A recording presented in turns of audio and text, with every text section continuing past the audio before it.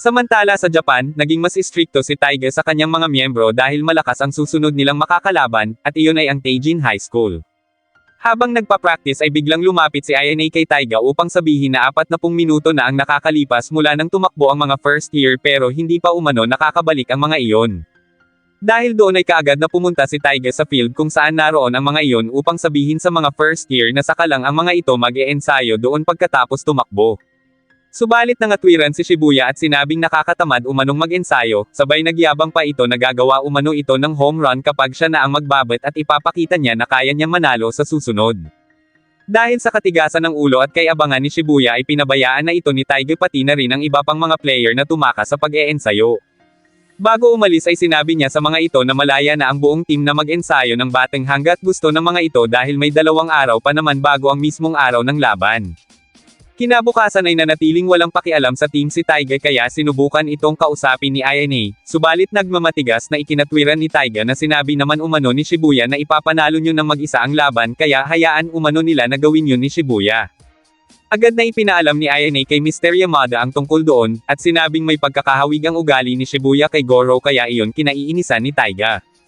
Dahil doon ay naintindihan ni Mr. Yamada ang pagkakaiba ng ugali ng dalawa kaya sinabi nito kay Ayane na magtiwala na lang sila sa magiging teamwork ng mga iyon. Nang mga oras na iyon ay nagtitraining sa field sina Shibuya nang bisitahin ang mga ito ni Tashiro. Saglit silang nagkausap-usap hanggang sa humiling dito si Shibuya na maging catcher niya pansamantala. Pumayag si Tashiro na maging catcher, at nang mapansin niya na okay ang pitching ni Shibuya ay binati niya ito sabay sabing ngayon ay alam niya na kung bakit nanalo ang mga iyon sa first game. Dahil sa papuring iyon ay nagyabang si Shibuya at ipinagmalaki na sinabi niya sa kanilang team captain na ipapanalo niya ang laro bilang pitcher at batter na siya lang mag-isa.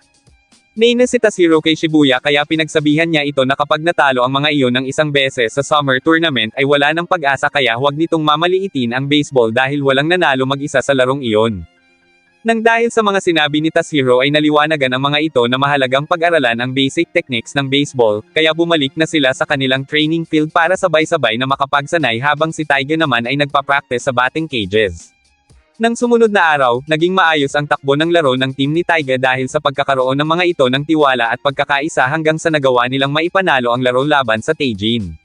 Kinahapunan ay tinipon ni Taiga ang buong team upang sabihin na simula bukas ay balik na sila sa dati nilang pagsasanay at magdadagdag umano sila ng 50% sa gagawin nila, habang sinigurado naman ni Ayane kay Taiga na maghahanap siya ng impormasyon tungkol sa grupo na susunod na makakalaban ng Seisho. Samantala, sa Amerika ay puspusan ang pagpapractice ni Goro matapos matalo ang bat sa naganap na laban nila kanina.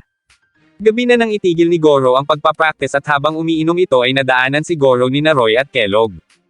At dahil wala naman silang gagawin kinabukasan ay inimbite ng dalawa si Goro na mag-relax at mamasyal bukas kasama umano ang mga sexing babae, bagay na nagustuhan naman ng ating bida.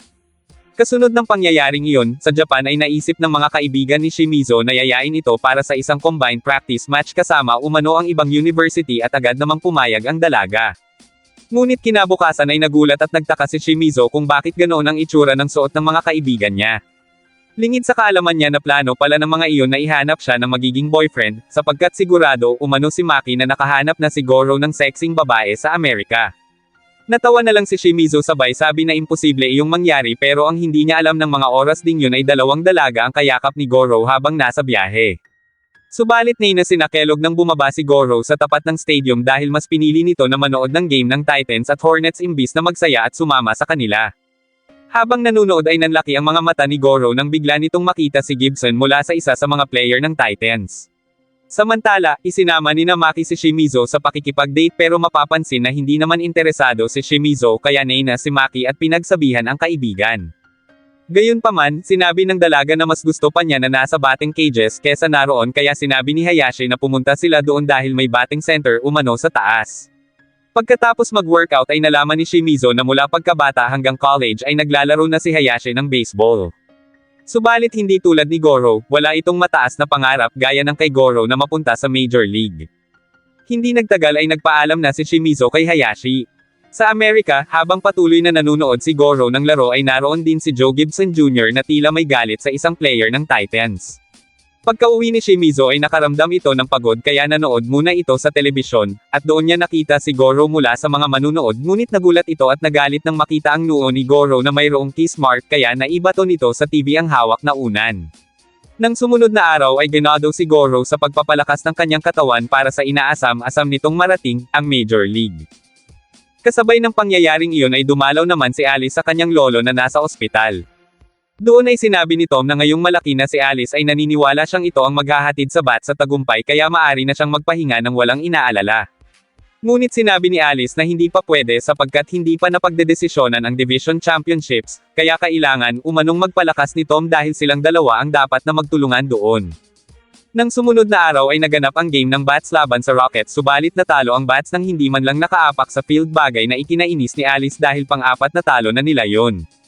Maging sina Charlie, Greg, Cathy at Marvin ay dismayado sa nangyari pero kahit ganoon, nang mapadaan si Goro ay binati pa rin nila ang kahusayan umanon yun kahit hindi naman iyon nakalaro sa game kanina. Pagkatapos ay niyaya nila si Goro na kumain sa isang restaurant. Kasabay ng pangyayaring iyon ay napatakbo naman si Alice sa ospital dahil nawala na naman ng malay ang lolo nito na si Tom. Doon ay sinabi na rin ng mga magulang ng dalaga ang plano ng mga ito na lumipat sa New York upang doon ipagamot ang matanda. Dahil biglaan ay nagulat si Alice at nag-alala para sa grupo ng Bats kaya sinabi ng ina nito na pansamantala munang titigil si Tom sa pagmamanage sa team dahil mas mahalaga umano ang kalusugan ng lolo ni Alice. Naghanap din naman umano sila ng papalit kay Tom, at iyon ay isang businessman mula sa Nashville. Gayunpaman, hindi pa rin makapayag si Alice dahil alam nito na buong buhay ni Tom ay ibinigay niyon para sa Memphis Bats, at ganoon din siya pati na rin ang mga fans. Dahil doon ay sinabi ng ina ni Alice na kumbansihin na lang mabuti ng dalaga ang ama nito para sa pagdedesisyon.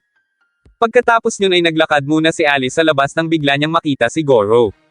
Napansin nito na malungkot si Alice kaya sinabi ni Goro na huwag iyong mag-alala dahil ipinapangako niya na mananalo na sa division title ang Bats. Ngunit naputol ang usapan ng dalawa nang marinig ang pagtatalo ng dalawang grupo tungkol sa kung sino umano ang mananalo sa susunod na game. Agad na lumapit sina Goro para umawat pero bigla na lang siyang naitulak ng isang lalaki dahil sa pagsisiksikan kaya natamba siya at napatuon ang kamay. Agad na tinanong ni Cathy si Goro kung ayos lang ito kaya sinabi nito na wala ang mga iyong dapat na ipag-alala. Sa nangyaring iyon ay nasaksihan ni Alice kung gaano talaga kamahal ng mga fans ang Memphis Bats kaya naman naglakad ito palayo upang tawagan ang mga magulang at papuntahin sa stadium para mapanood ang laro ng Bats. Pinagbigyan naman ng mag-asawa ang kanilang anak, at nasaksihan nila sa unang pagkakataon sa loob ng 15 taon ang pagkapanalo ng Memphis Bats sa First Division. Tuwang-tuwa ang team lalo na ang mga fans, at kasunod ng anunsyo ng pagkapanalo ng Bats ay nagising si Tom bagay na agad na ibinalita ni Gordon kay Mary. Doon na-realize ng mag-asawa na naroon talaga sa Memphis ang pangarap ng kanyang ama at ni Alice, pati na rin ng mga player at mga fans kaya naisip ng dalawa na kailangan muna nilang pag-isipan ng mabuti ang paglipat nila sa New York.